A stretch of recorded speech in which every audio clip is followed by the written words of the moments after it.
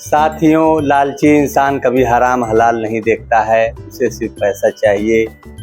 हराम से बचने के लिए हमें बताया गया है, अल्लाह के रसूल सल्लल्लाहु अलैहि वसल्लम 1400 साल पहले हमें जो है बता दिए कि हराम से बचिए। हराम में बहुत सी चीज़ें आती हैं, जैसे सूद से पैसे का लेना देना, दारू शराब को पीना, दहेज लेना और भी बहुत सी ऐसी चीज़ें हैं जो हराम में आती हैं। आज के डेट में हराम चीज़ों में सबसे आम जो हो गई है वो दहेज है।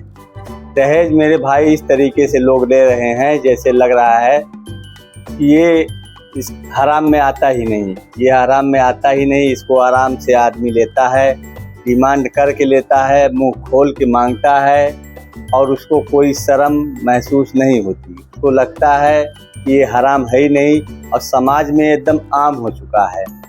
मेरे भाई, इसे हमें बचना चाहिए, ऐसे लोगों से बचना चाहिए, क्योंकि हराम चीज़ खाने से इंसान तबाह हो जाता है। और जो इंसान हराम को हराम ही ना समझे, ऐसे इंसान से हमें बचना चाहिए।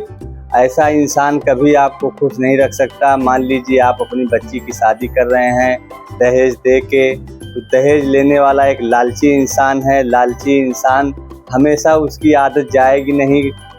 थोड़ी सी कोई भी परेशानी आएगी छोटी से छोटी, वो आपके सामने आएगा, मुंह को खोल देगा।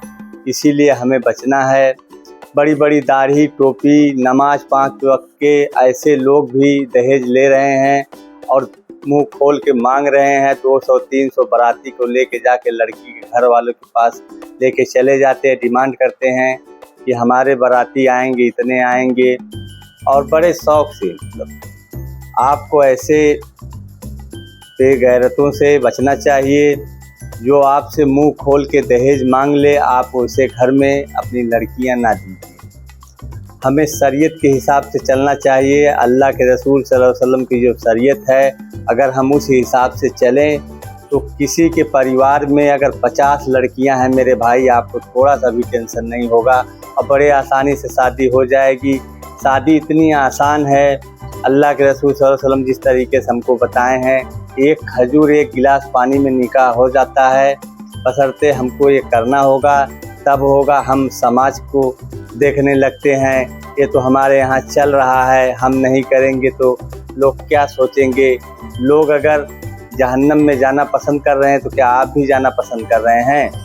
आप नहीं करेंगे तो कौन करेगा? अगर दहेज मांगने वाला शख्स आपके दरवाजे पे आता है, अगर मुंह खोल के दहेज मांगता है, तो मेरे भाई आप उसके यहाँ अपनी लड़की ना दीजिए। अगर वो ये कहता है कि भाई आपकी लड़की है, आप अपने खुशी से जो देना चाहिए दे दीजिए, हमको कोई दिक्कत नहीं। आप कुछ नहीं देंगे तब भी हमको कोई दिक्कत नहीं, हमको सिर्फ लड़की चाहिए, तब तो सोचने की बात है। अगर कोई ये कहे कि मुझे 4 लाख 5 लाख या जो भी डिमांड करता है मुझे चाहिए, तो ऐसे इंसान को बड़े इत्मीनान के साथ आप अपने दरवाजे पर बैठाइए और उससे बोलिए, मेरे भाई आपके लिए मैं शराब मंगाता हूँ, आप पी लीजिए, इसके बाद आप जो बोलेंगे मैं वो दूंगा। आपकी सारी डिमांड पूरी होगी, लेकिन आपको सबसे पहले शराब को पीना होगा। यकीन मानिए वो इंसान आपके ऊपर भड़क जाएगा, आपको उल्टा सीधा बोलने लगेगा और तुरंत तब कह देगा करिए तो हराम है। ऐसे आदमी को पीटने का काम करिए। जब हराम है शराब नहीं तुम पी सकते, तो किस बेस पे तुम जो है दहेज मांग रहे हो? कमीने, ये भी तो जो है हराम ही है।